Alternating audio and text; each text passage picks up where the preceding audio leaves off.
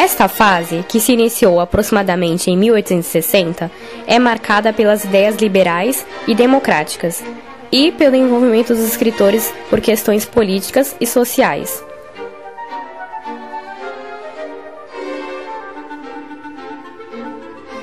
O romantismo da terceira geração foi conhecida também como geração condoreira, simbolizada pelo condor, uma ave que costuma construir seu ninho em lugares muito altos e tem visão ampla sobre todas as coisas.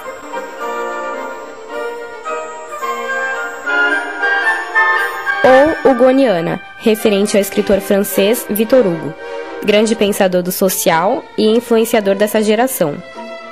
O romantismo tem duas facetas, uma que se volta para o indivíduo, como são os dilemas e conflitos existenciais, e outra que se volta para a sociedade, com suas injustiças e desejos de mudança.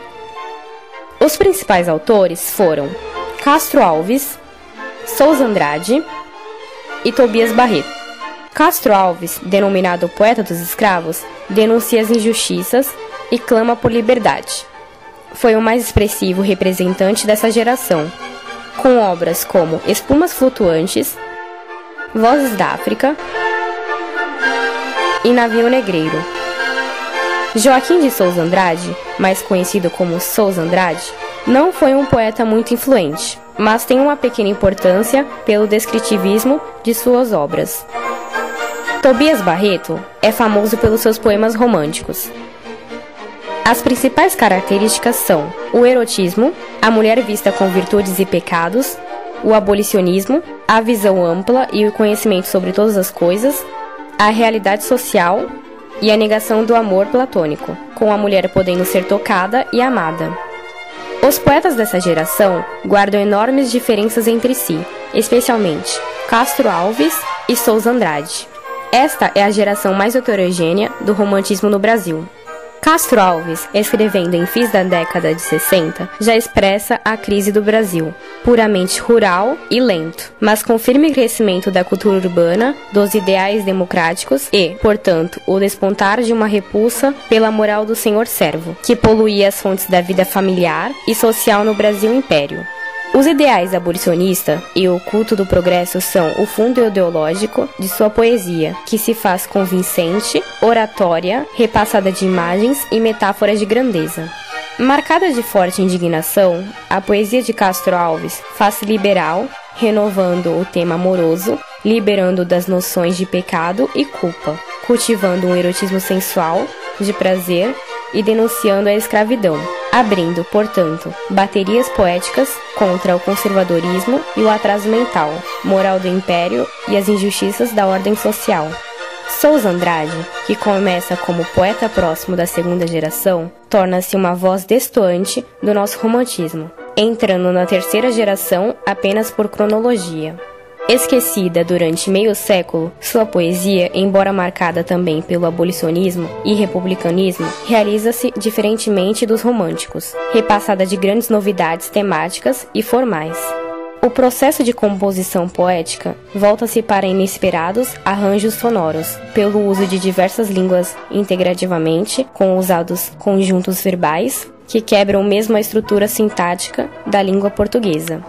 A par com isso, por ter vivido anos nos Estados Unidos, foi capaz de captar os novos modos de vida do capitalismo industrial e urbano. Em Um Inferno de Wall Street, trecho do poema O Guieza, fundindo-os com certas tradições míticas e culturais dos índios, especialmente os da América Espanhola, os quichuas.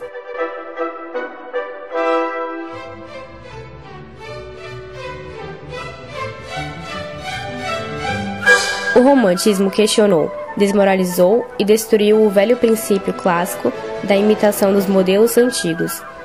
Para os românticos, a expressão artística única e irrepetível correspondia à expressão do indivíduo e suas inúmeras emoções, iluminação súbita e inspirada.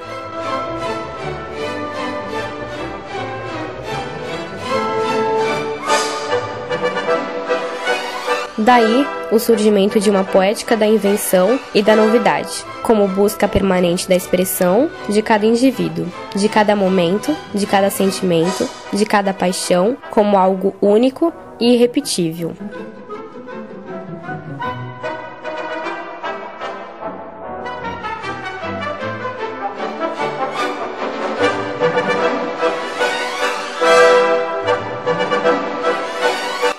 Essa necessidade se impõe à estrutura do poema, ao ritmo, à rima, à dicção, à métrica, à alternância de versos longos e curtos, às metáforas ousadas, ao aproveitamento da linguagem poética em todas as suas potencialidades musicais e expressivas.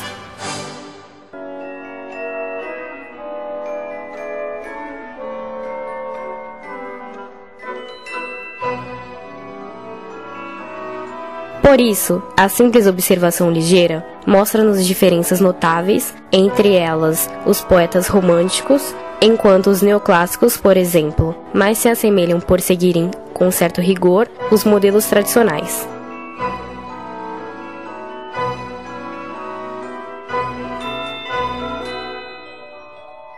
Ao equilíbrio neoclássico, ele contrapõe o desequilíbrio inovador e experimental. A linguagem é vista como impotente, incapaz de expressar toda a emoção e o sentimento. Diante da carga nova, da sensibilidade e da intuição, é necessário que as regras do código, isto é, a gramática da língua, sejam questionados, que as categorias da razão sejam descartadas e sobressaia a palavra carregada de sentimentos do coração do poeta para o coração do leitor. Isso faz com que o poeta romântico privilegie o emissor, o eu, a função emotiva da linguagem, isto é, aquele que fala, comportando-se diante da palavra com a desconfiança que, por assim dizer, ele inaugura na literatura ocidental moderna. A importância do romantismo no Brasil. O romantismo significa a diferenciação da nossa literatura portuguesa, mediante a diferenciação temática e de linguagem. O romantismo quebrou a estreita dependência linguística, que nos prendia à tradição literária portuguesa, pela incorporação de peculiaridades, vocabulares e sintáticas, e por procurar um ponto de vista nacional brasileiro. Ao mesmo tempo, pelas contradições ligadas ao nosso país e pelas profundas diferenças entre o Império Brasileiro e a Europa burguesa, o romantismo impregnou-se de contradições que bem expressam a situação global de adaptação de uma profunda corrente cultural e artística, nascida no exterior, às condições do Brasil, país atrasado, dependente e preso à órbita da Europa.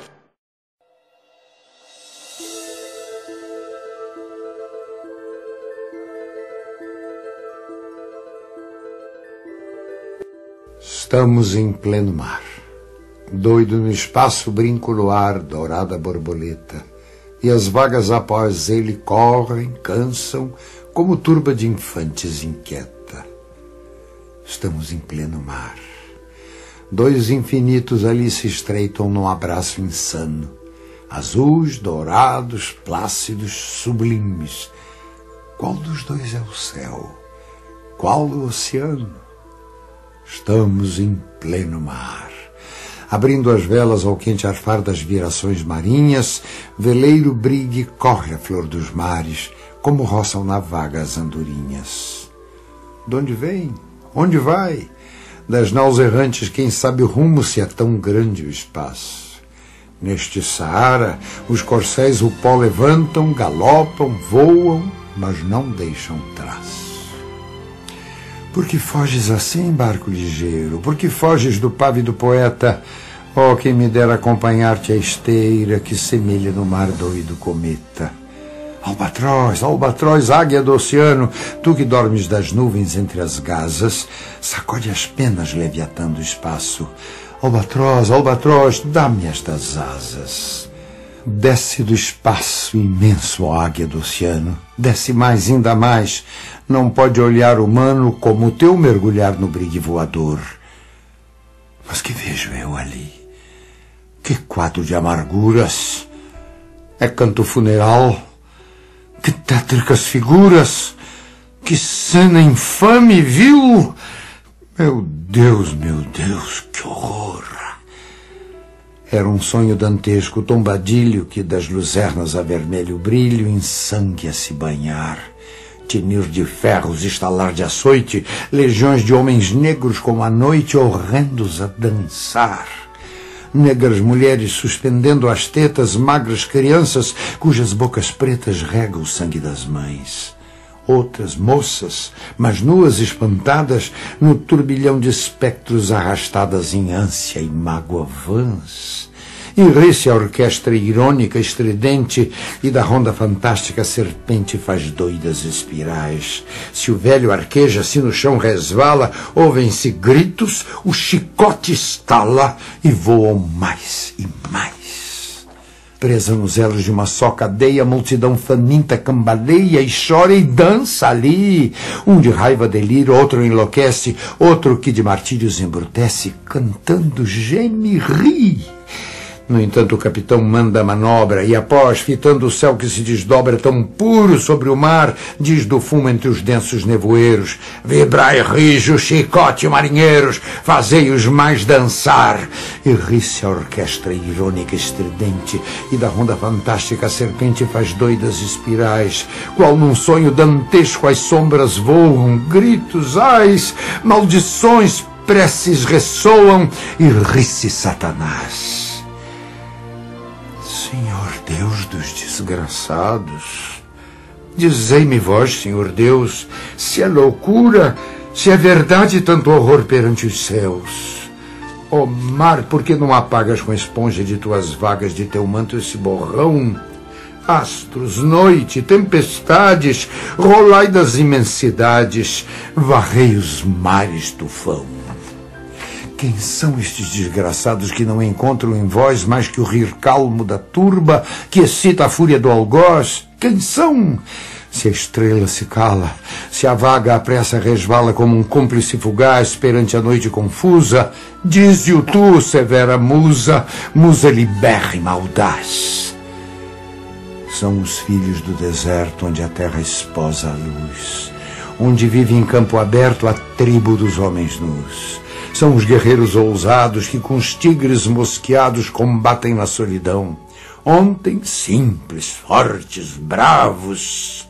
Hoje míseros escravos, sem luz, sem ar, sem razão.